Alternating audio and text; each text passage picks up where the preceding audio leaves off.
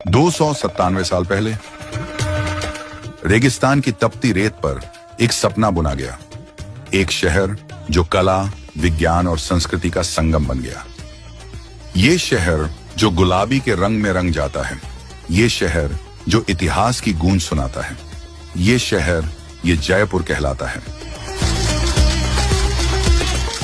आमेर का किला, जहां हर दीवार पर वक्त ने अपनी छाप छोड़ी है। सूरज की पहली किरण जब इन दीवारों पर पड़ती है तो मानो इतिहास फिर से जग उठता है। और ये जल महल पानी की लहरों पर तैरता, जैसे सपनों की एक तस्वीर। हवा महल के झरोखों से बहती वो हवा जो सुकून का हर झोंका आपको दे जाती है। ये महल जयपुर की पहचान कहलाता है। नाहरगढ़ से दिखता वो सूरज जैसे पूरे शहर को अपनी बाहों में समेट लेता है। यहाँ की थाली में दाल बाटी की खुशबू और संगीत में घूमर की ताल।